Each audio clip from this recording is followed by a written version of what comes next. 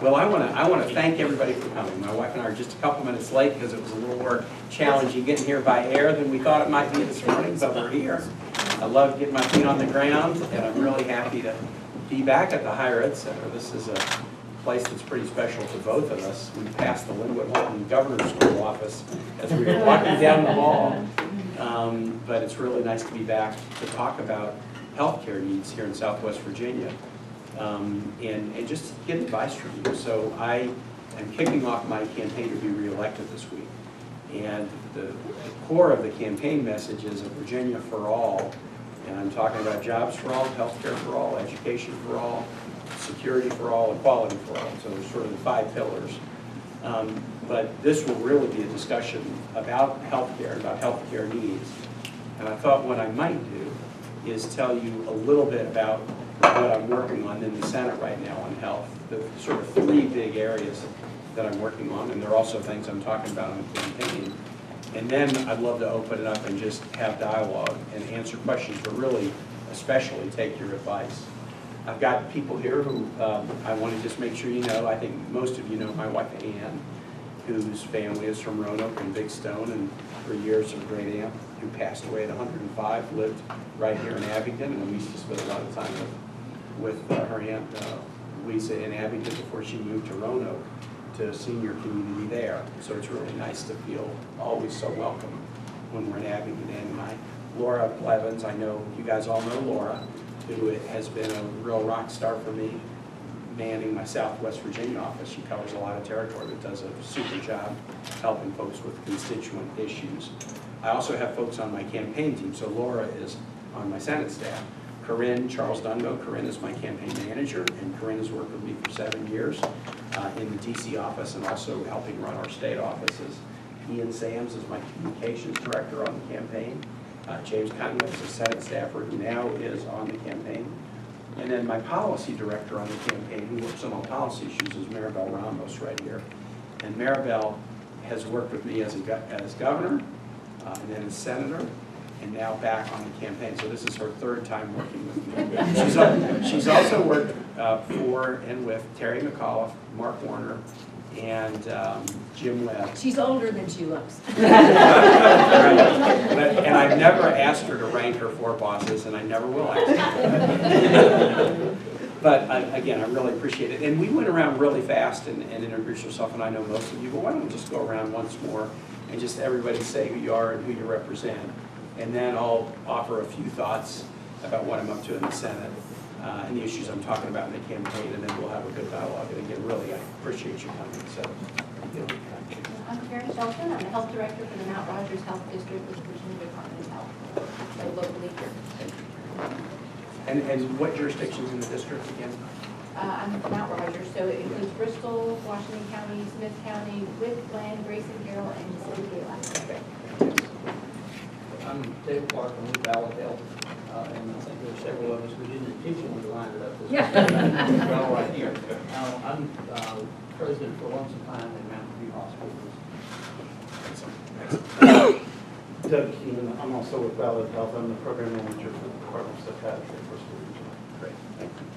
Chris Bays with Ballard Health. I'm the Chief Executive Officer for Community Hospital, Woodridge Psychiatric Hospital with Overnight Recovery. Great. Thank you. I'm John Hagee. I am the Director of Behavioral Health at Clearview, which is a Russell County Medical Center, also a Ballard program. I'm also here to kind of represent Virginia One Care, one of the substance abuse coalitions in this region. Excellent. Thank you. Virginia One Care. I'm Rebecca Holmes. I'm the Clinical Director with Highlands Community Services Board here in Washington County. Good to see you. Thanks. I'm Alex Feach, Communications Director for Highlands Community Services, also representing the Children's Advocacy Center at Highlands Community Services. And I'm Jeff Fox, the Executive Director at Highlands Community Services Board. Gave us a great tour when I was here a bit ago, which I really enjoyed. Thank you. My name is Dee Goldsmith, and I serve on the Virginia Commission on Youth, and I have particular interest in recreational drug use among college-age students after losing my daughter 5 years ago to using some. I'm Christina Morris with the Southwest Virginia Medical Reserve Corps. I'm a volunteer coordinator. We serve all 3 of the health districts in far southwest. Laura Blevins. I'm Malcolm Purdue with Stone Mountain Health Services. We operate at QHC, so that's Southwest Virginia. You'd say 11 sites? 11. Yeah, fantastic. Joe Carson, a little different, really deal with him and so who he is, but I am also a member of the Pennington Gap Town Council and co-founder of the Appalachian African American Cultural Center. I'm Alexis Carson, I'm a school psychologist with Lee County Public Schools. Excellent. Thank I'm you. Ron Carson with Stone Mountain Health Services. I work with Black lung clinics and coal miners where we have identified the largest cluster of pulmonary massive fibrosis in scientific literature. Ron was just in my office about 3 weeks ago getting an award. It was really nice to have a chance to visit with you guys when you were there. Health issues. Oh, and do we have, well, that's, thank you, Ann. Anybody along the wall who hasn't been Look up from introduced? your phone. I was tweeting. I was tweeting. I'm David Matlock, Executive Director here at the Southwest Virginia Higher Education Center. Welcome. Thanks for hosting us. Thank you. Thank you. I'm Andy Hall, Government Relations with Ballot Health. Excellent. Elliot Moore with Ballot Health. We have some working journalists in the room. Right? All right, great. Well, just to jump in, because the key is really to have a discussion.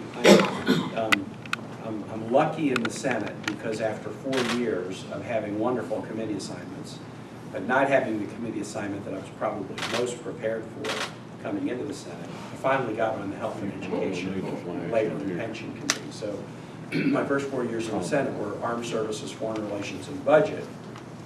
Great committees. I couldn't complain about those, but having been a city councilman, a mayor, lieutenant governor, the health and education issues in some ways are the ones that I'd spent the most time on, care deeply about, and my wife also cares deeply about the education, family, health issues. So when I came back after being on the national ticket, got my little consolation prizes, finally got to get on the health committee, and it has been fascinating because right out of the gate, going on the committee in January 2017, we've been battling all kinds of things.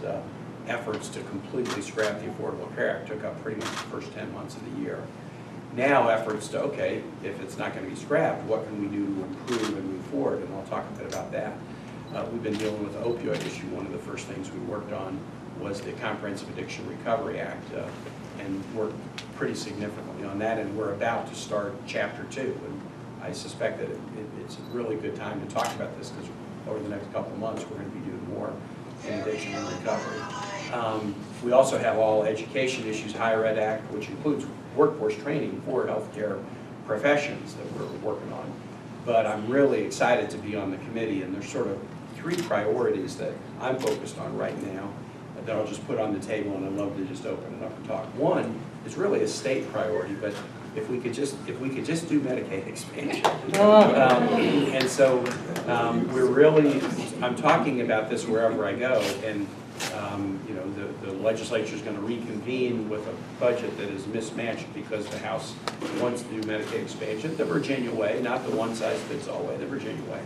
And the Senate isn't there yet, but there's a real effort to see if we can get the Senate there, and it would be enormously, enormously helpful to the Virginians, you know, that I represent in the Senate, if about 400,000 of them could have the Medicaid expansion that Virginians are paying taxes for already under the Affordable Care Act. I was with a lot of legislators yesterday in the Hampton Roads area, and I was asking them all about their confidence level. And they're, well, we may just be a vote or two short, but we think we'll get there. So that there is some good practical optimism on behalf of legislators about this. But I think that both for the individuals, but also for the hospitals and the service providers, this Medicaid expansion is just absolutely critical. So that's number one. And again, even though it's not a Senate vote, but a state vote, I'm talking a lot about it because I want to do anything I can. Number two is the Affordable Care Act. What's happening now and what's going to happen? We've defeated the efforts to scrap it. And I don't think the Republicans will make, or the White House will make a major effort to just, okay, we just want to repeal it. But there have been significant next to it. When you end the individual mandate, when you don't make the cost-sharing payments, or at least you don't give the certainty that you're going to make them that were intended, when certain things like the risk corridors or the reinsurance program that were part of the original plan have now been taken away, it definitely creates instability. And so I'm a big believer that we have to find strategies going forward to stabilize it, especially in the individual insurance market. People buying on the exchanges don't have enough options, premiums are too high. If you only have one company willing to write you a policy, your premium's going to be too high because of the absence of competition. So that is the second big issue that we're grappling with. And we have a number of, I have a number of bills on the table, from the kind of fix the immediate to the more long-term, what would be the next long-term step. Fixing the immediate, I'm a co-sponsor of a bill that we haven't been able to get passed yet, but that guarantees the cost-sharing payments that were contemplated by the Affordable Care Act would be made to individuals. This helps them hold their deductibles and premiums down. But also gives states some flexibility to tailor the program to their own circumstance, which was also contemplated by the Affordable Care Act. So this basically, if we could do this, it could stabilize the individual insurance market, and we're working to see if we can get that passed.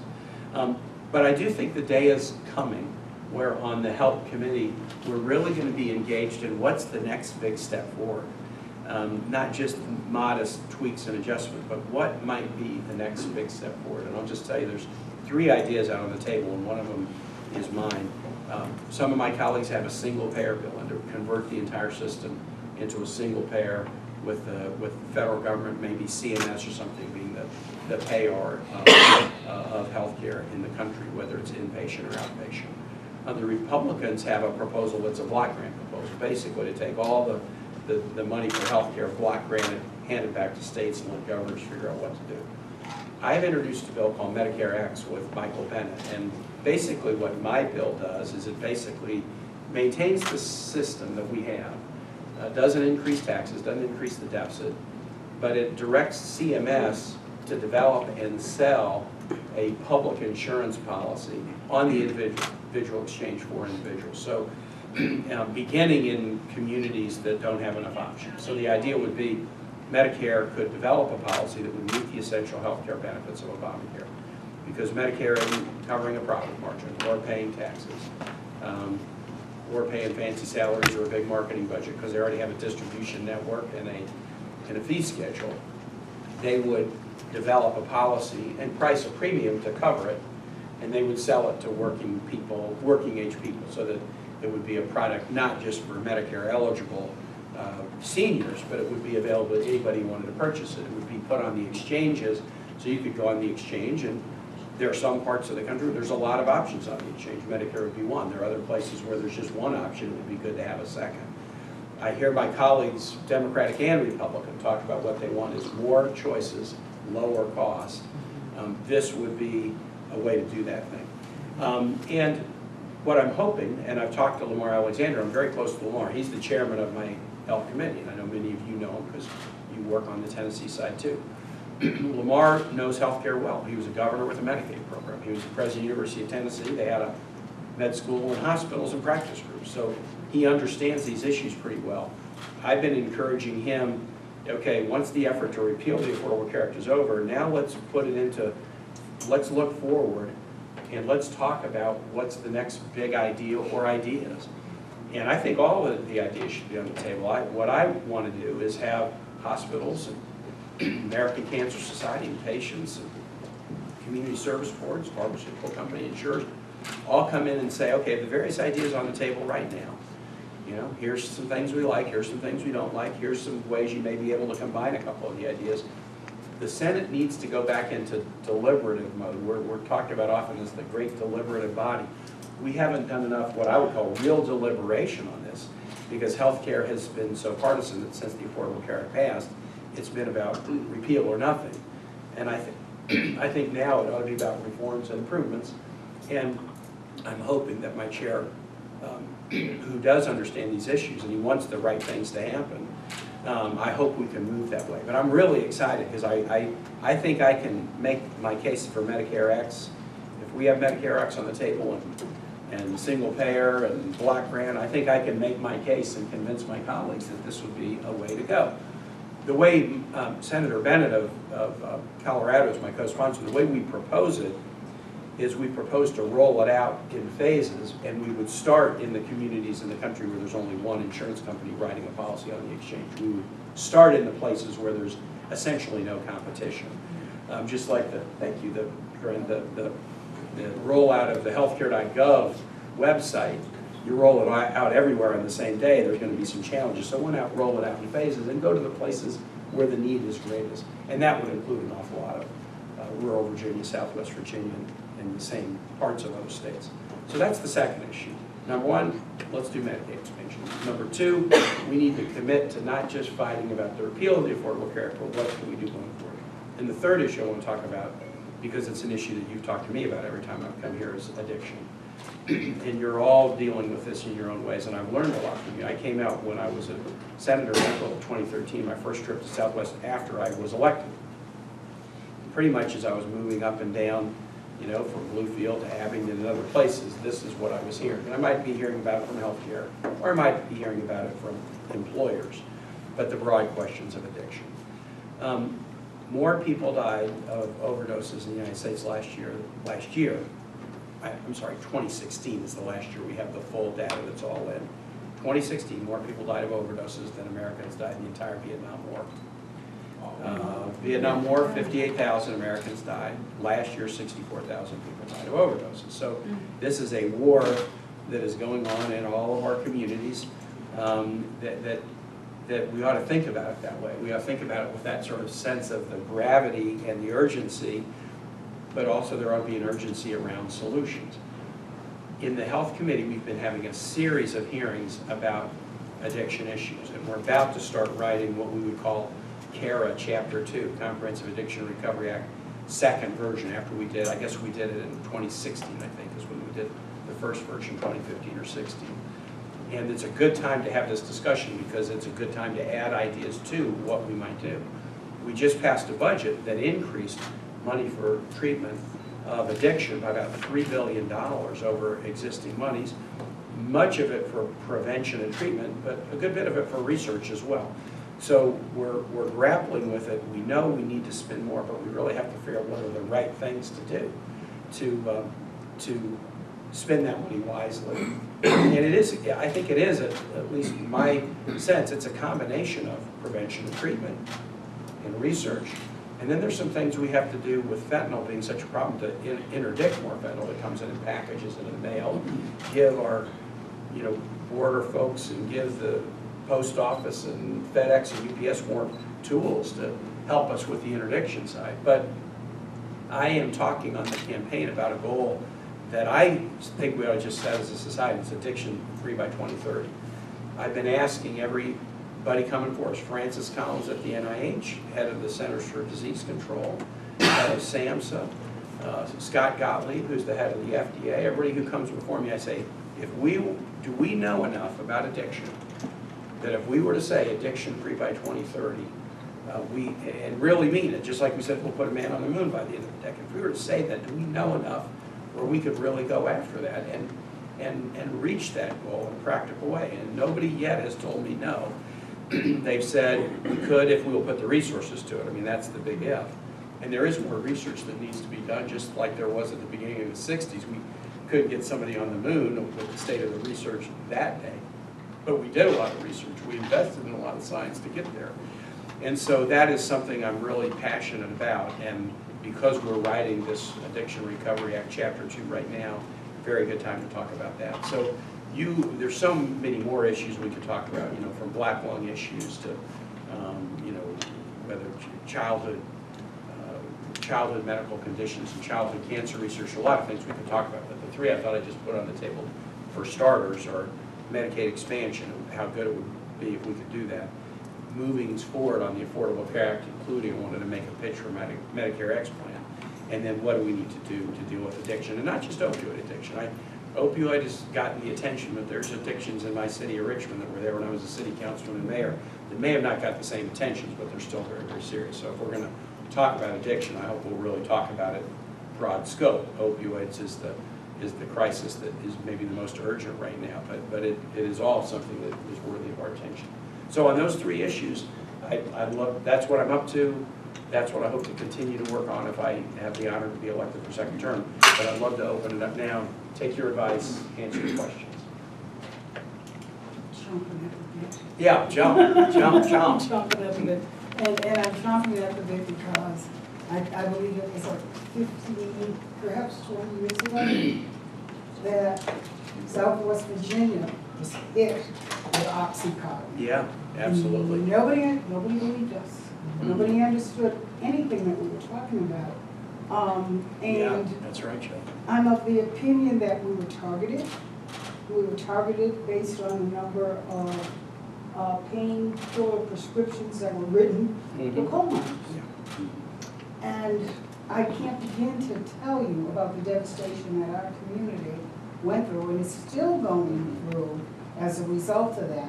One of my questions to you is, what about the pharmaceutical companies and the oversight? And we, way back then, met with Purdue Pharma from Stamford, Connecticut, and talked to them about their responsibility to our community and got, well, actually, we have had a trial here in Abingdon in federal court. Yeah, there was I remember that John Brownlee, who was head of the Western District of Virginia, and a whole lot of people who were working right here out of Abingdon did that investigation and got a historic verdict or settlement, I guess. Amazing, yes. So they were required to do some community service as well.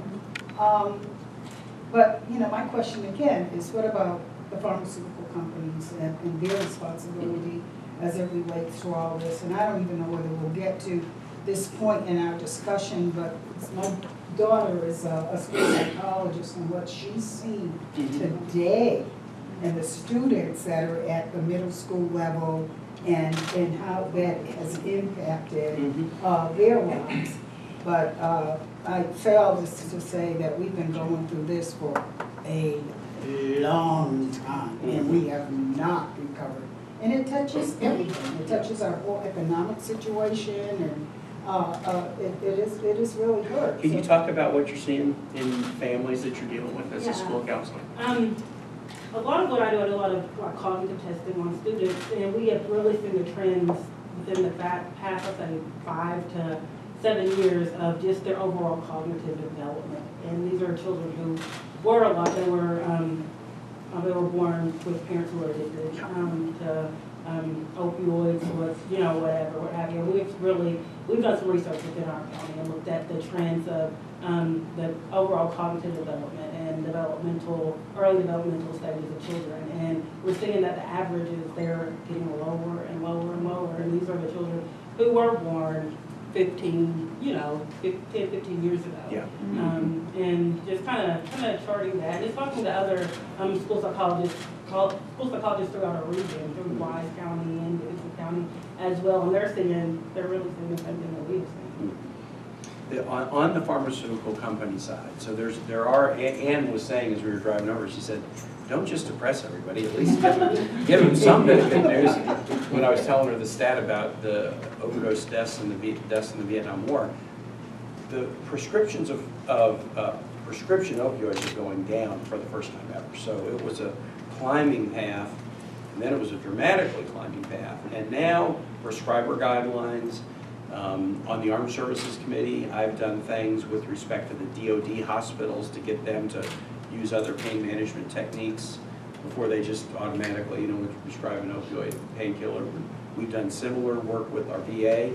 And so and many states are doing prescriber guidelines. And so you're seeing the trend, healthcare providers are grappling with it. You're seeing the trend is going down. That's good. The bad thing is, the fentanyl that can now be manufactured and secreted in a letter or a package is so lethal that even with the trend line going down on the prescription of opioids, the OD deaths are still going up. So we are working with the pharmaceutical companies to put prescriber guidelines in place and putting pressure on them. We're also working with the FDA on this. When Scott Gottlieb, who is the current FDA commissioner, who was before us, he had worked at the FDA in the past and been in the private sector, has done some different things. But I challenged him and I said, look, at the FDA, here's your business model. You wait until somebody comes and they want to get something approved, and then they give it to you, and then you put it through all the tests to decide whether it's approved. how much do you proactively go out and say, on the management of pain spectrum, we ought to be developing new techniques and new ideas. We shouldn't just sit here and wait for somebody to bring something to us, because what if there's something that's really good, but that's not going to produce a very profit margin? Nobody's going to make an application for us to do that. We may need to go find pain management techniques ourselves. And so we challenged him to put the FDA in a proactive mode on pain management. And he's taken us up on that. He's put together an internal team at the FDA, and they are looking at, okay, we've approved various products, including opioid-based pain medications, but you know, there may be medical devices, there may be acupuncture, there may be other homeopathic or other kinds of pharmaceutical remedies that can do the job with a lot less danger. And so they are, from the FDA side, going out and trying to be proactive in expanding the spectrum of pain management techniques. And that's part of what the research dollars that we just did in the budget we put in is, it's not going to be the FDA doing the research, it would be more like NIH and places like that, but or grants to, you know, great researchers at private institutions. We have to come up with the non-pharmaceutical or safer pharmaceutical strategies for dealing with pain. We have to. But others, yeah. Senator, you referenced the decrease in prescribing patterns for opioids and concern regarding the backfill, so to speak, of fentanyl coming in. The piece that I think I can touch on what Ms. Carson shared with 15, 20 years ago, we were raising the flag that OxyContin was an issue. I think the piece that is important for us to also not forget is that fentanyl is an issue, heroin is an issue. In this part of the state, the backfill is happening with Suboxone. And that's a huge challenge because it's a great opportunity, it's a great intervention when it is appropriately prescribed and monitored and regulated and enforced. Those are the challenges that we're having, and on a national level, there is the federal requirement to be eligible for federal funds to assist with drug court programs, which we are all aware that are effective, but our state legislature is not a fan of funding.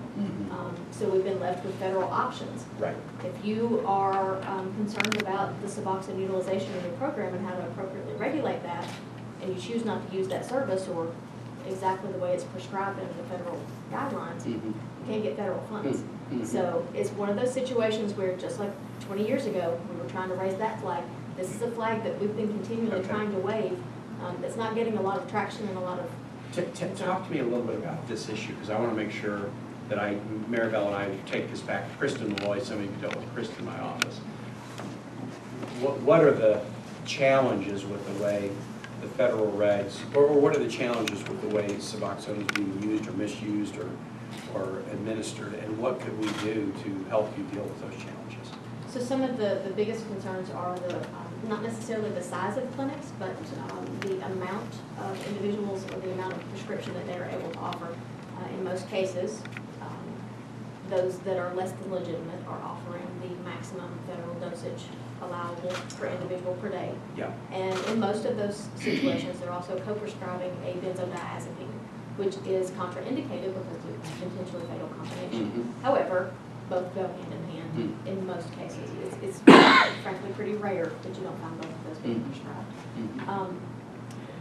They're walking out of the clinic, they're selling them in the Medically, are there circumstances where it is appropriate to co-prescribe those, or is that almost always something that you shouldn't co-prescribe together? I think I can't speak to the medical element of it. I'm not trained in that respect. And my understanding as an addiction counselor is it would be a very rare circumstance that those two pieces would safely fit together and appropriately go together. The prescribing guidelines speak to that. In Virginia, you're not supposed to. But so now people are walking out the door and then selling the excess? I think to that point, you know, talking to a law enforcement officer who's on our Virginia One Care board, he talked about this being a huge cash business. And I think some of the laws that have gone on in Virginia, you know, tried to make a dent in that, delegate billions, you know, done some great work on that. But when people can walk in with $500, $600 and buy those meds, but they can't afford to pay their utility bill, where do they get that money? And so you know there's some commerce going on around that, this big business is killing people. What are the, why would, so what you, why can't you draw down the federal funds? What's the disconnect between federal guidelines and what you think is good practice?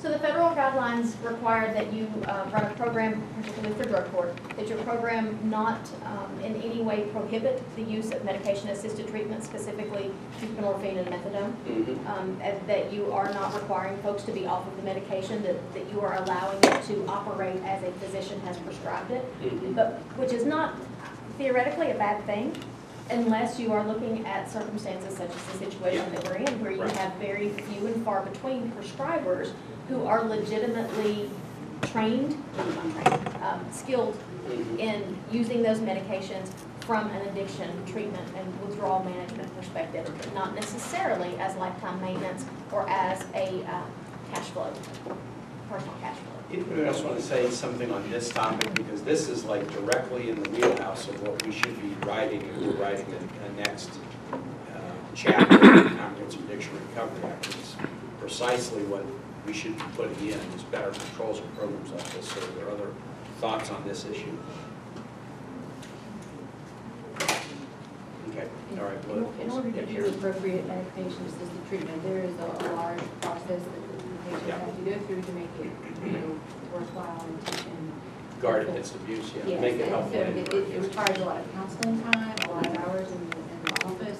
So expensive to do it well. Yes, both from the patient and from the providers. And so when we have these cash facilities close by, it's much easier and quicker for them just to go and buy it and not to spend the time doing it right. Yeah. So as long as there are places where they can get it easily, it makes it difficult for the places that are doing it right to really get traction. Okay. One of the other pieces is oftentimes when we're looking to payers or looking to programs, or even with the drug courts are looking to align themselves with their short-term programs, there's an assumption that in 28 days you can fix an addiction issue, and it's just not true, right? And I think what I would like to see when we really look at addiction, because to the point of many people here, fixing the prescribing practices will help us in the long run, because that earlier exposure and the more frequent exposure to opioids, you have a much higher tendency to potentially become addicted, and any one of us could potentially become addicted. But as we take that away for those individuals who are already addicted, they are going to turn to things that are much more dangerous and much more likely to cause an overdose. So we've got to be able to put programs in place that are going to provide comprehensive wraparound services, recovery coaches, things that are going to help them through the long term to be able to really truly obtain recovery, rather than just in the short term where we see relapse and a much more complicated overdose and death. Very, very important stuff. You said about absence of state funding. Were you talking about state funding for drug courts or more generally? Yeah. Yeah, the drug court issue is an interesting one. My wife was a juvenile court judge in Richmond, and you guys had a drug court in your juvenile court. We had a juvenile drug court that's still there and successful last I knew.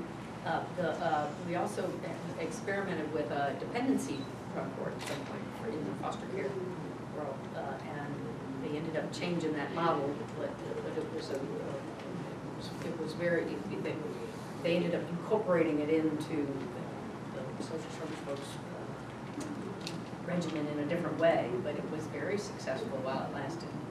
Parents wanting to get their kids back motivated. What I've been puzzled about, and maybe you have an answer to this, or maybe somebody around the table is, the drug courts that I've been connected with in Virginia, I've done graduation speeches at them and then gotten to know some of the folks, participants, and the leaders. They actually work really well. I mean, but the General Assembly is kind of stingy. They wouldn't let your circuit court just start up a drug court program. You've got to get the approval of the legislature to do it, and they're pretty stingy about it. And is that just because the whole wraparound service model is a model that's expensive, and does the General Assembly want to hold on to the approval mechanism because they're worried about cost, or what do you think? Yeah.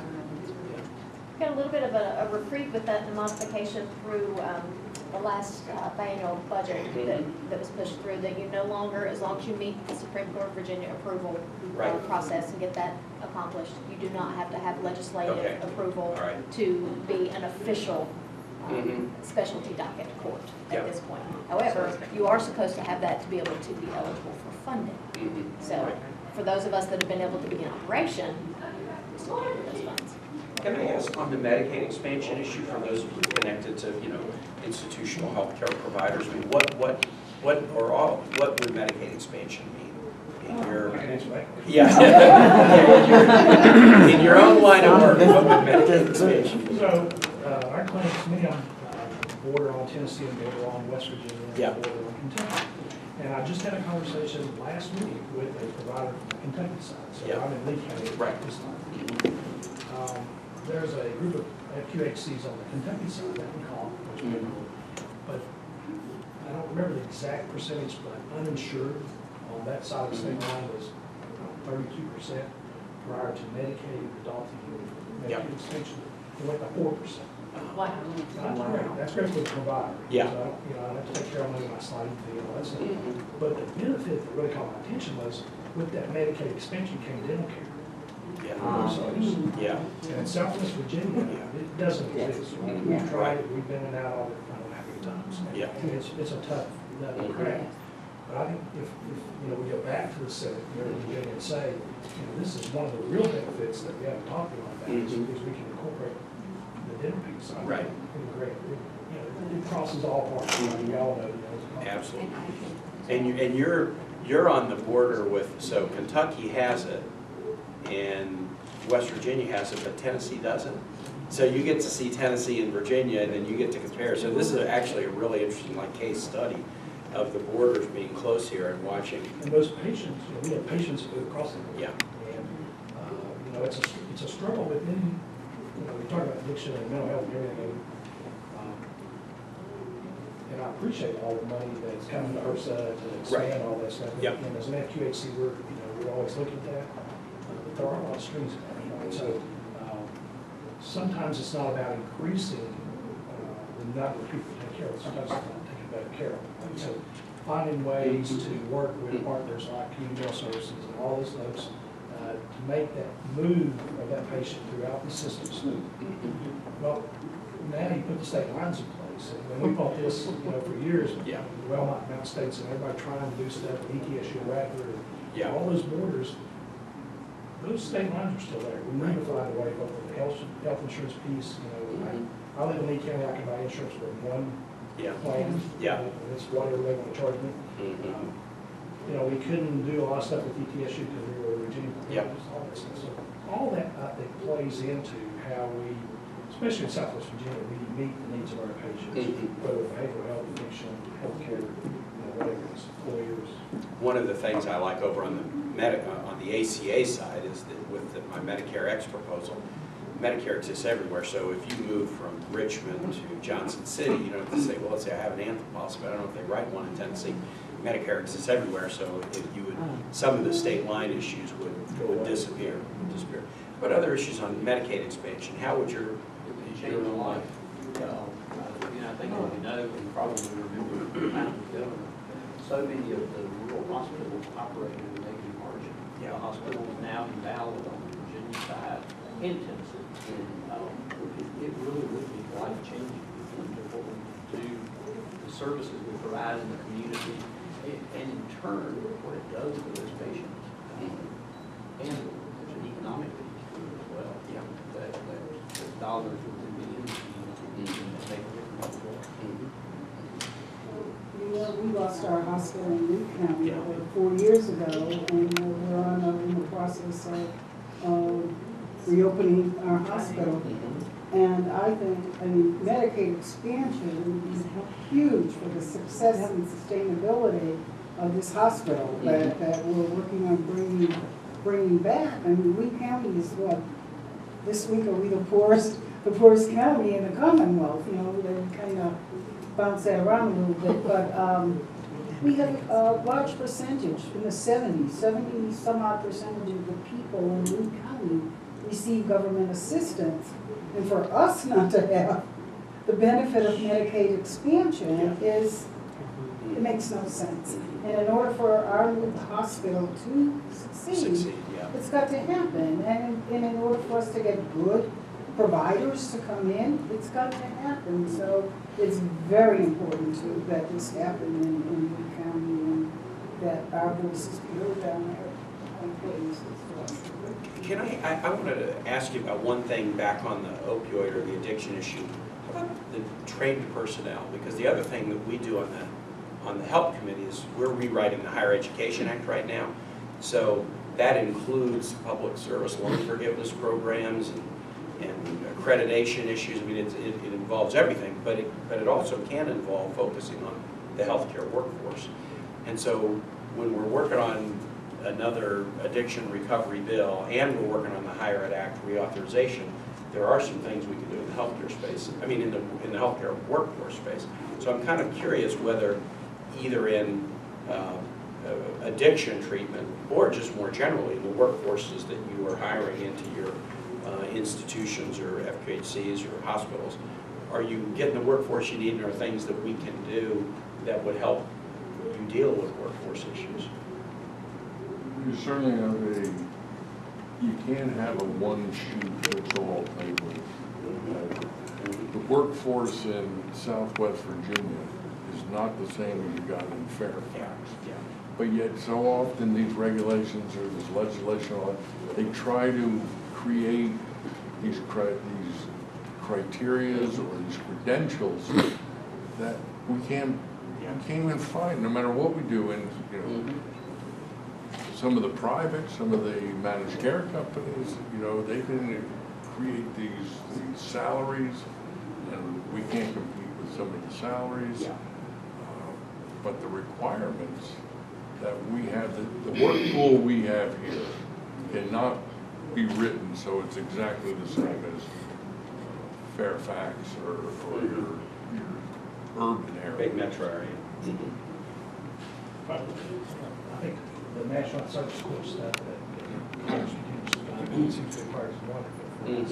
Is the saving grace of the provider basis.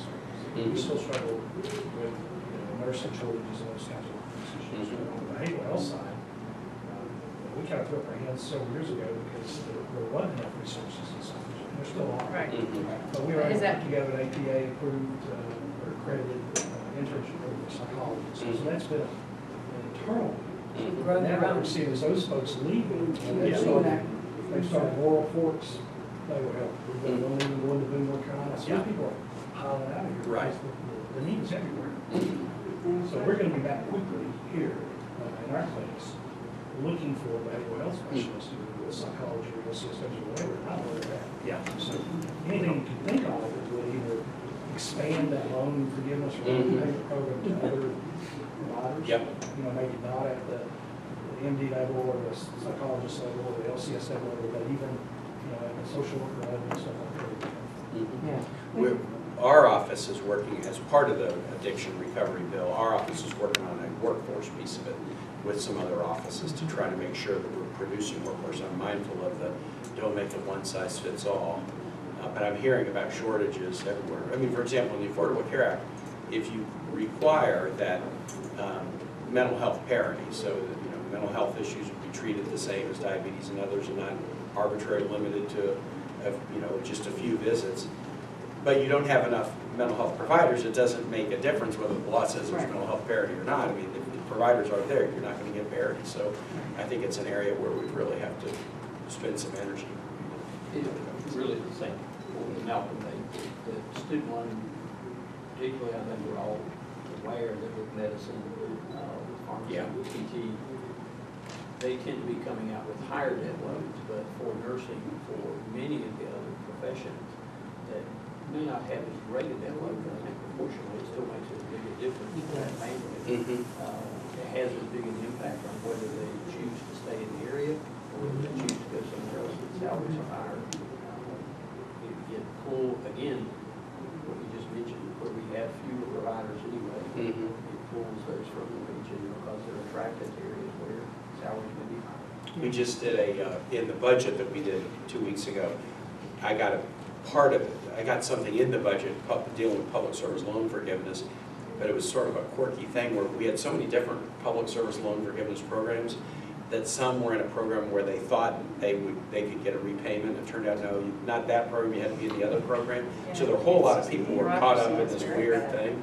We put in a bunch of money to kind of fix that so that people could move to the more favorable program and get repayment. Now it wasn't sky's the limit. We put $350 million in, and you know, it's sort of first come, first serve. But as we're working on the addiction recovery and the Higher Ed Act, the public service loan forgiveness will be a big part of what we'll try to do. And to his point, and I know I sit with a lot of our volunteers, you know, they start out at the LPN program in our local community colleges, and then they bridge over to RN, and then they may go and get their BSRN.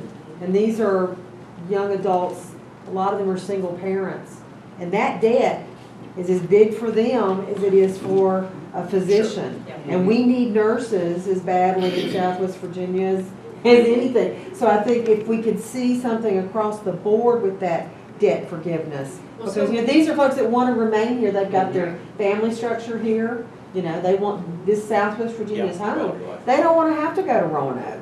So here's a question we're finding in the teacher world, I work on the Board of Education, that some of the loan forgiveness programs that exist already are underutilized. And I think they're complicated.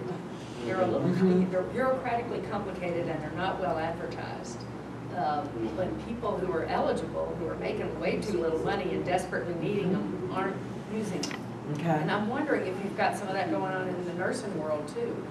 I don't know. Dave, and your community college financial aid folks, et cetera, ought to be able to be helpful on that. But it might even be as employers, it might be worth your, Laura, I bet you could help set them up with somebody who could come do some, get your HR people some information, because a lot of your, I mean, these public loan forgiveness programs, if you're making below a certain level, they're available to you regardless of what field you're in. It's not like it has to be for nursing specifically or teaching or medicine. They're generally available. It depends on how much money you're making. And the nurses, I mean, some of your nurses may be making too much money, but not your LPNs, I bet. Yeah. Well, we talked a little bit workforce, addiction, Medicaid expansion, ideas on the Affordable Care Act. How about other issues that, you know, I ought to take back to my health committee and things that you're working on now where we could be helpful? I have a question. With your proposal, one of the things we see from the inpatient mental health side, our CSB boards do a great job with these folks, and especially with addiction. At best, a person may get or may find a 28-day program. But what we see is they've been dealt so many blows. Most of those are self-inflicted. I understand that. But they relapse because they don't have any resources for you. There's no reintegration. We don't welcome them back into the fold. So is there any focus on that? I hope as we write the bill that we can focus on that. I mean, you know, the good news is this will be sort of the second half. We just put a bunch more money in the budget. You want to spend the money the right way.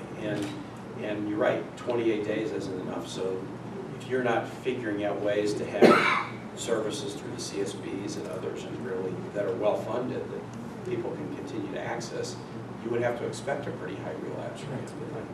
It would be a very rare person. I mean, you are the pros of this. I'm not. But who could go through a 28-day program and then they wouldn't need aftercare after that? I mean, that would be like Superman. Who could do that? Not only that, with employment training, you know, most of these people aren't eligible to do jobs. Due to their past history. So it can be a great process, but there's not a pathway to achieve something better. On the employment side, just a story from being here and having discussions like this in Abingdon, really. The first time I had a discussion in Abingdon dealing with addiction issues was really sort of a workforce discussion, but we were sitting, I think maybe on somewhere here in the Higher Ed Center campus.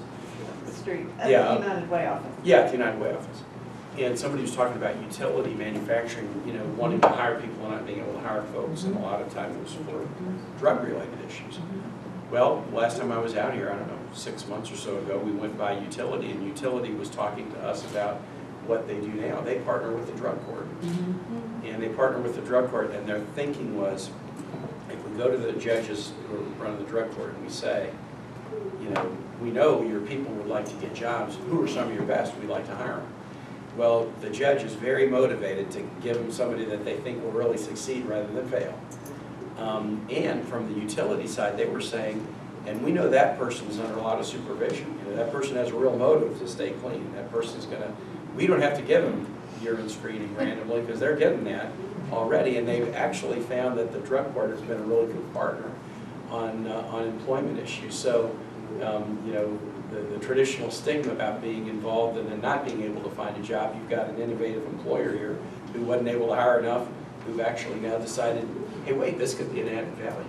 But that would be an example why more drug courts rather than fewer, you know, could be really helpful. And another edge to that is, and you're right, utilities go great, but we just had this conversation last week in our local coalition meeting. They have folks that are hired by utility, ready to be there. They have nowhere to live. It gets them out of the community that they don't need to be returning to.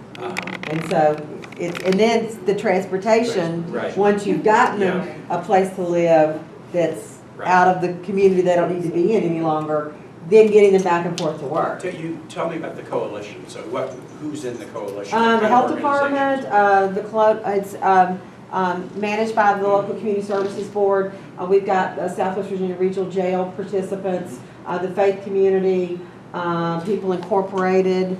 We've got Virginia Highlands Community College, Emory Henry College, and their social workers. Excellent. So I mean, it's a very broad spectrum of Washington County and folks that are actively engaged. Our local Washington County School Board officials are there. Law enforcement is there. The sheriff is there. Damascus Police Department is involved. So I mean, and it's we're all trying to figure that particular piece out, because that's a real challenge. Is you've got these folks that are doing great work and have come through, and the recovery's going strong, and you want to keep them motivated and keep them moving forward. And then it's okay, but where do I live, and how do I get back and forth to work? And so those are other challenges that are cropping up as we're doing more and more with addiction recovery. So as folks on the front line who've been doing this a while, how about the stigma issue? Is that getting better? You know, anything in the mental health space. The stigma makes it harder for people to, you know, be candid about their challenge, and then that means we underfund it, because if people aren't open about it, then we're not going to fund it the way we should, and then it kind of very much perpetuates itself. And I was talking to some students yesterday at Hampton University. I was talking more higher ed issues, but they actually were talking a lot about mental health and substance abuse issues. And they were like, well, what can you do in the Senate to reduce stigma? And I said, wow, what could we do to reduce stigma? I mean, I want to think about that, but I have a feeling there's a lot of things we can do in the Senate, but the reduction of stigma around addiction, drug abuse of any kind, mental health, that's kind of a big cultural issue that we all kind of all have to tackle. Do you think over the course of the time you've been working in this area, do you feel like it's getting better? Is it getting easier to have these discussions? And are people, you know, being more sympathetic and more willing to, you know, provide resources to deal with them? For me, anecdotally, it feels like one step forward, two steps back. You know, when we get together, we talk about these issues. Sometimes when we start branching out, you get more pushback. You know, an issue I run into now is people that have chronic pain. Yeah. Now they feel like criminals. Wow. Right. So that's like a new stigma. Yeah, it didn't exist. In Missouri, because I have a huge amount of sinus problems. So I go to buy Sudafed, and now I have to sign. So it's like, what is this about? I remember my first emotional reaction. I thought, okay, I've got some education, I've got some skills, and I'm struggling with now feeling like I'm being scrutinized. And then you take that to the pain management, where people may really need to be on some of these medications we've talked about, and they have power to really help them. Some level, I think it's a public crisis. Our grandparents, what did they do when they felt pain? They kind of did a quick assessment. Is this injury? If it's injury, I got to take care of it. If it's pain, I just got to keep moving on. And so they had a suck it up and tough it out mentality. And I don't think that we need to be there. But I deal with, I have patients that in our acute inpatient unit that will come in suicidal because they want narcotics. And even though we tell the nurse to tell them in the ED, we don't do that. They still think they're going to come in and maybe tear a painting off the wall or whatever, and then we'll cave in and give them what they want. And so we're challenged with some of that, and then when you start talking about those issues, that's where I think sometimes that stigma really takes a backward step. But as a society, you know, our media has bombarded us with, you should never be in pain. If you are, just a medication. What do we say? Better living through pharmacology. Right. And so we as service providers have helped that. You know, when I was an outpatient, somebody said, well, I'm dealing with this. Well, we'll get you an appointment with your primary care physician. Well, whoa, stop.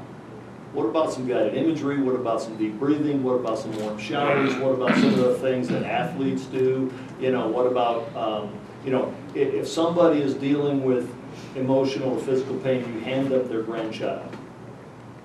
They're not thinking about that emotional. So there are things with gratitude, there are things with those bigger state of being that will help block that. But you know what? All those techniques I named don't have immediacy. Yeah. You know, one of my doctoral And they may not have interns. somebody who's making money off of pushing them. Right. One of my supervisors in my doctoral internship got all of his dental work done through self-hypnosis. Wow. It would take them about 15, 20 minutes to get to a place where they can pull a tooth or do a root canal. Wow. And I've heard of other people doing things. I don't expect. I'm not sure I'm going to introduce that. I don't expect. I don't expect our patients would, but you know, there's a lot of powerful things that we have to offer. But even there, you know, he with experience, it took 20, 30 minutes to get there. Okay, so I can take this pill, or I can do what my therapist talked about. I'm taking a pill. And so, you know, I think that feeds into the stigma as well. It's a challenge. And jump off that, the providers are feeling that. Yeah, tell me from the health center Come side. in every morning and it's a defensive practice. It used to be worried about consumer, worried about DEA or the state police showing up, wanting to know how many. Wow. So the chronic patients that need the care are getting treated differently. Whether it's conscious or subconscious on the part of the provider, for most providers, it's different. And we've got to find a way so that when a patient goes through all the steps they need to go through, they're evaluated, in pain management, and that's the right. treat them without fear. And we run stacks of pain management contracts off, you know, reams of paper. So it's Interesting. It's a challenge. I've never heard anybody say that, but that you were trying to protect against the lawsuit, but now you also got to worry about protecting against DEA or.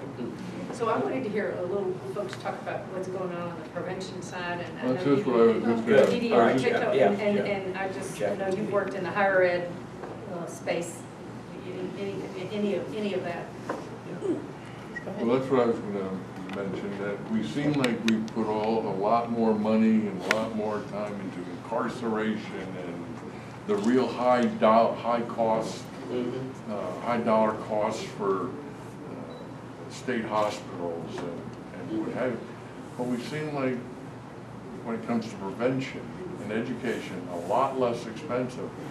You know, we have in the CSB system, I think a lot of the culture is one in which it advocates, let's get Johnny when he's this age.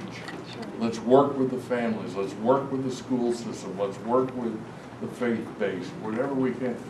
So when Johnny gets to this age and he's got some red flags, we understand what Johnny is. It's not, and I've mentioned, I believe you said it last time here, you know, all of a sudden Johnny, who has not had prevention, who's not had the wraparound services, he's the one who may end up walking to a school and shooting up. And then we say, how did this happen? We didn't know this about Johnny. So I think the more programs we can have, and again, I go back to one of the things we're struggling with now is they want to they're thinking about cutting down on reimbursement for therapeutic day treatment, where we are in the schools working with a kid. That's a great part of your and model. the managed care companies are saying, well, that may not really be in the spirit of mental health or therapy or, you know, in the school. So we might need to kind of look at that closer. Where I think put the money into prevention, education, working with the little children, working with the families, you know, and then maybe avoid the incarceration. You know, drug court, we were talking about drug court. we had an assessment done for our budget presentation to our Board of Supervisors, where it was shown that we, in last year, saved, this year so far, we have saved the county approximately $440,000 by having these individuals in drug court productive, where they would otherwise be incarcerated at X amount of dollars a day. So I always use the phrase like, it seems like we're tripping over dollars to pick up nickels. Yeah. You know, take care of the low costs that have effectiveness, instead of just waiting until we have an acute crisis and then shove all this money toward hoping that the problem's going to go away. And it just perpetuates this whole stigma that you talk about. And I want to have Dee Dee respond to Ann's question too, but I'll just say on the imprisonment side, the people who are like the best advocates now for more mental health treatment and more substance use treatment are sheriffs. I had a meeting with sheriffs, I mean with chiefs of police in Washington. If I say, how many people in your jail do you think like really shouldn't be there because it's mental health or substance abuse? And they will say 40, 50, 60%. And they really resent it. They resent that society not funding prevention and treatment sort of just pushes it off, and then they have to be the front line of defense. Law enforcement has to be the front line of defense on what are mental health and substance abuse issues. They know it's not compassionate. They also sort of resent it.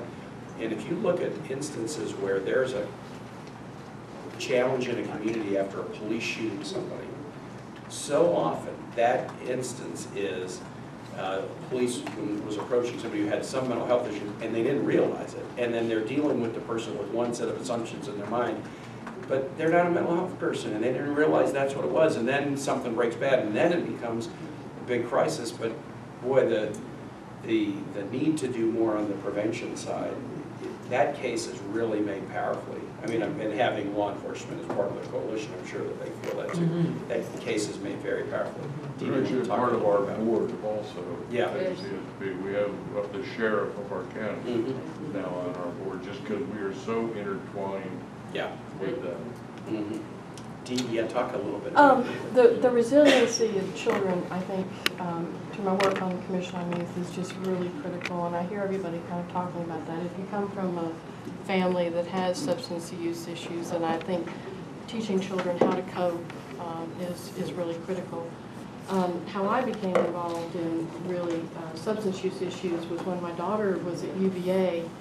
She was a Jefferson Scholar and one time took the drug MDMA, Molly, ecstasy, and she went to a concert in DC with some friends and she died of hypothermia and cardiac arrest. So from that experience, I've become very involved in working with students who are particularly interested in educating their peers. You talk about education, you can't learn, I've learned that, 17 to 25-year-olds, pretty much, like maybe it starts at 14, but they just stop listening to, the kind of the top-down approach. Shelley never had any issues with drugs. When she went to UVA, she was, I think Greek life has a kind of subculture that I wasn't aware of. I was never in a sorority. But the reaction after her death was really transformative for that university because the kids got together and said, what's happened here? We don't get it. We understood Molly, MDMA, to be this drug that, enhances your experience at a concert. You take it once or twice. It was legal until 1985. Why did Shelley, our friend, die? And so they brought to campus a program called Night of Shooting Stars where they provide honest, fact-based education to other college students. We usually have 300 to 500 kids there. So the kids themselves, the reason I tell you that story is, in Virginia we're trying to put together those stories where kids have been traumatically impacted by a fellow student's death in real creative ways. They do poetry slams, they do this wonderful harm reduction education program at UVA, which is just unheard of because usually it's just say no. This approach is just say KNOW. So, I think there's a real place for not only just administrators and professionals doing the research and finding out what's best, but to be sure to include what the students are doing themselves and make them part of the solution, because they will not buy into it without being a participant. Dee Dee, are these sessions at UVA just about MDMA, or is it more No, broadly? no, So, it's yeah. about recreational Yeah. party drug use. And the evidence, you and I have seen some of this, that is that knowledge-based approaches with students actually does work. It's And very you want to very be with effective. patients too, you know, talking with your patients about pain management and information actually does enable them to make better decisions. I guess if it's given by somebody that By a they trusted listen audience, to, right. you know, a trusted Information from a professional. trusted Right. audience. And so, you know, it's been very effective, and I think that we need to see more of that. I also think that there is, and it's not, see, Shelley went to UVA, I'm from Abingdon. Emory and Henry is here, we've got some smaller schools, but particularly in the bigger universities, there are hundreds of medical emergencies and even deaths every year because of this real small substance. It's not opiates, it's not addictions, it's not marijuana use. I'm talking about fentanyl falls in that category. Yeah. This recreational drug, and I don't even know what they are. When Shelley died, the toxicology report, they did 400 tests for various drugs, and it came out as pure MDMA, because we thought at first it was adulterated. Why Shelley? Everybody else took it.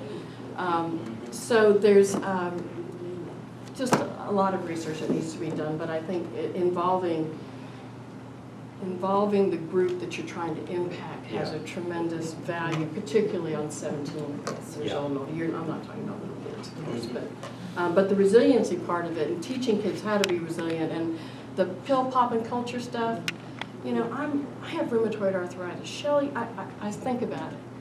You know, Shelley saw me get better and be able to live a functioning life by popping pills. You know, I was a 50s baby, I'm 62 years old, and we were told never to take drugs. Shelley grew up in an environment where, you know what, Mom and Dad, they needed her. Dad's a cancer survivor, and, you know, a drug in the right amount in the right situation isn't going to hurt you. And we got to fix that mentality quick. I'm totally with you. The pill popping culture, so I imagine a lot of you know Beth Macy, the Roanoke reporter, who has written Factory Man. Well, her new book, Dope Sick, that's going to come out is about opioids, and I think many of you probably, she knows many of you and probably talked to many of you over the years, but I read a galley copy of it, and there's an interesting little just vignette where she talks to I think it's a high school teacher in Roanoke, who in the summer works at a children's camp and has for 30 years, and said, you know, when I started, the kids who would come to camp who would need to take medication, you know, you got to check it into the nurse office. Right. It'd be Church 5 or 6 camp, kids who yeah. would have some like really severe asthma medication. Said now, I mean, at the beginning of the summer when the kids come in, it's like 50 or 60% of the kids are bringing in the medication that they have to take, and just that little vignette really tells you something. And I think on college campuses, it goes beyond the illicit recreational drugs. Yeah. We're talking about sharing Adderall and Ritalin. I mean, I can remember Shelley's, but she's really smart, and she said, I feel like I'm at such a disadvantage. All these kids that have, you know, the Ritalin and can get to study and concentrate. She's like, it's okay, Shelley, just calm down. But, you know, it's rampant. Well, that you're good to finish with the prevention question, because that's really kind of what it's all going back to. So many things we can do on the back end. Research, there is more research to do for sure.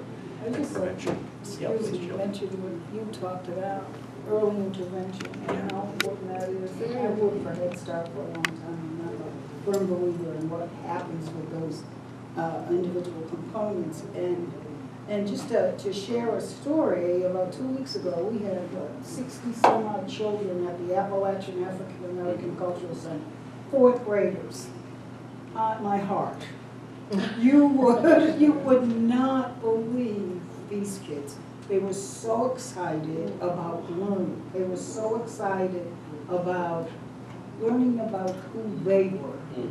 Because we said, you know, this is the whole purpose of this, to find out who we are and to get our stories documented.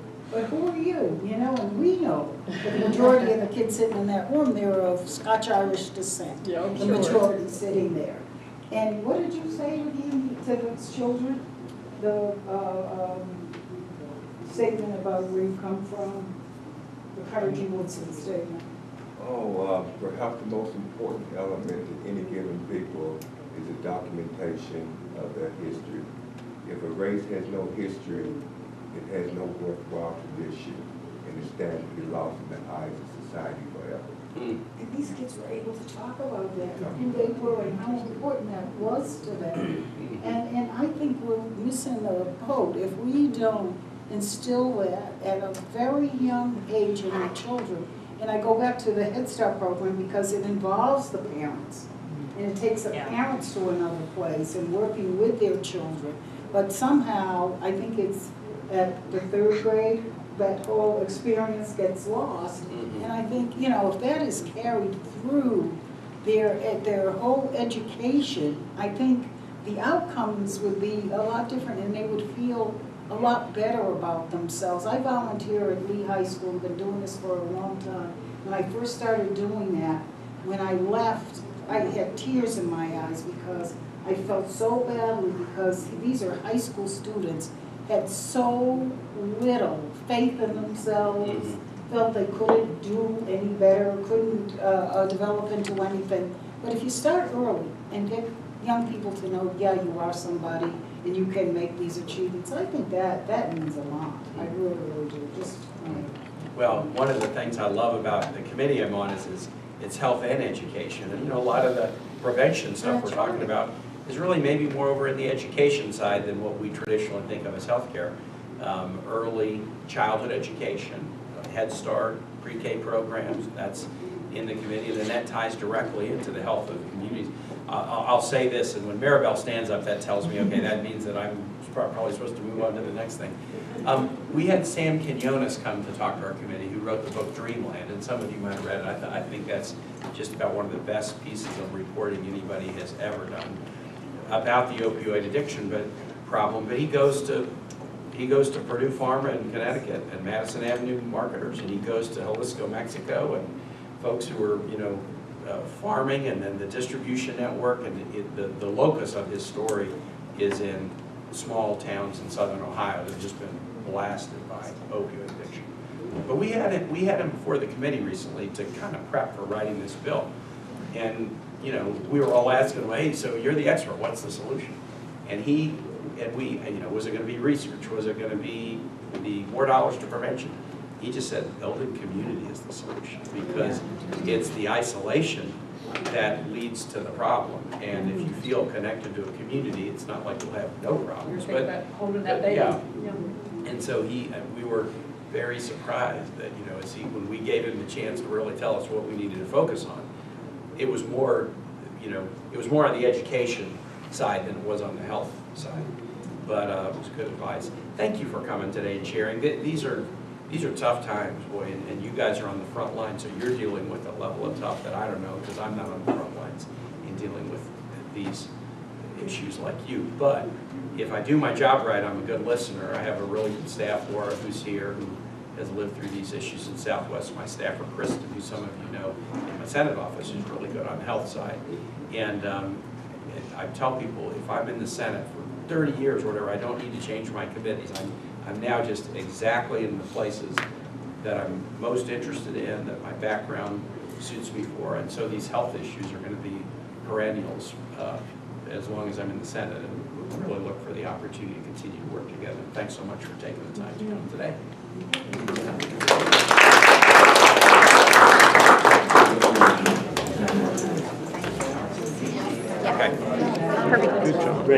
Perfect. And Senator, one of my main questions was that Medicaid expansion. That's obviously something that we're going to be focusing on coming up April 11th. Very, very timely. And I've talked to some of our local senators that are still kind of on the fence about that.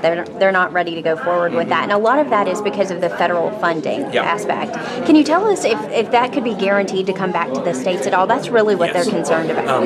I will do everything I can to make sure that Medicaid funding stays guaranteed and steady for the states. I am a strong believer in this program and in Medicaid funding. When there was an effort last year to slash Medicaid funding, I rallied Virginians and we were able to persuade the Senate and the House not to do that. So look, there may always be a member of the House or a member of the Senate who wants to reduce Medicaid funding, but right now I can tell you there is not support for cutting back on Medicaid funding. We're gonna continue it, and that is something I can state very, very strongly, that if anybody is worried about, well, I don't want to do this program because the Medicaid funding will go away, it will not go away. We're gonna preserve that Medicaid funding. And I guess another thing, a lot of the conversation here was directed at the addiction issue. Yeah. Was there anything here that you learned today that you weren't really aware of about this addiction issue here in Southwest Virginia? Some, you're right. There's sort of three issues I put on the table. How do we deal with addiction, big picture, in Southwest Virginia and everywhere?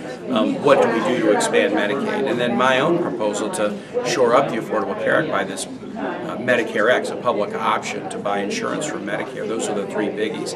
On the addiction side, look, a couple of things folks mentioned. So much of it's about the prevention. Even treatment, we don't do enough treatment, but if you could move it earlier and really be about prevention starting earlier, that's important.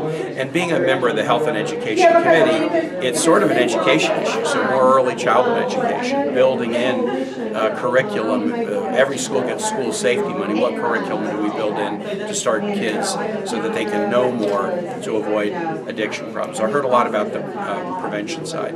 I definitely heard some things about some federal rules that might need to be adjusted. You heard from the community service boards here that some of the rules about medically assisted treatment may not really work, or they don't work one size fits all.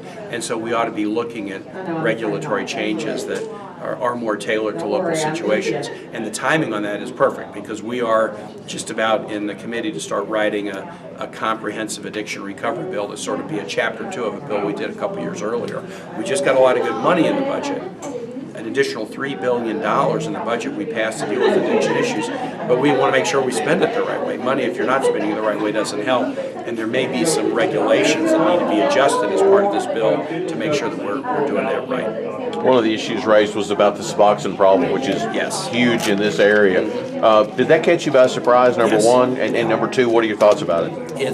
I will say, I just read this galley copy of Beth Macy's new book, but before I read that, I didn't realize how big a problem that was. She goes into this some in the book, and so just within the last month have I become aware of how big a problem that is. Medical assisted treatment is very, very important if you do it right, but if you do it wrong and you're basically giving people medications that they can sell to others, then you're creating more problems than you're solving. And so that deals with the regulation of prescribers, acknowledging the good of MAT, but you got to prescribe and regulate it the right way. And so that's new data that I can take back as we're working on this bill. If we ignore that problem, we'll make a mistake. And this is just my last question, but we just saw Virginia pass some prescribing monitoring programs here across the state. Do you think we'll ever see anything at the federal level that kind of monitors these prescriptions? I think there's some chance. We're watching what all the states are doing in the opioid area, prescriber guidelines or monitoring and reporting. We're watching what the states are doing. Traditionally, this is an area where state medical societies and others have a lot of say.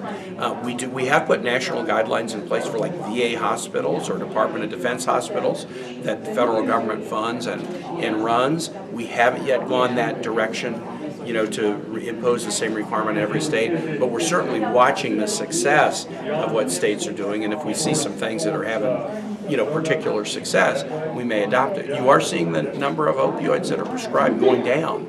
That's a positive. They're going down for the first time. That's great.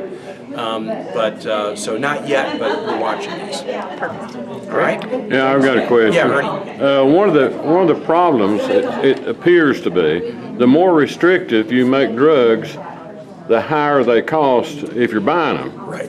And if you're going to make it so restrictive, I'll just get my heroin from Mexico and not worry about it. It's cheaper. Or the fentanyl, which now can be manufactured anywhere in the world, and you'd have to have a big shipment cost. These are the challenges. These are the balances that you have to strike. Just putting people in prison isn't doing a whole lot. Well, I agree with that. I think the imprisonment hardly stops it at all. So it is about prevention, and it is about teaching people that an awful lot of the heroin ODs in the United States, about 80% of overdose deaths, people who were overdosing, they got hooked on a prescription opioid, and then they went to heroin because it was cheaper. So if we can prevent people from getting into prescription opioids at all, other strategies to manage pain, etc., then we deal with the back end overdose problem as well. So I do think that's a message loud and clear from folks around the table. More focus on the prevention side. You're not going to, if we just focus on stiffer criminal penalties and arresting more people, that's not going to solve it. There are some law enforcement strategies, like what can we do to interdict more fentanyl that's coming into the United States in packages and letters. Those are some law enforcement strategies that we ought to be focusing on. But you know, higher penalties and more in prison, that's not going to stop this problem. All right, thanks, Great. guys. Thank you. so much. Yeah, appreciate being with you guys. Oh, thank you so All much. right.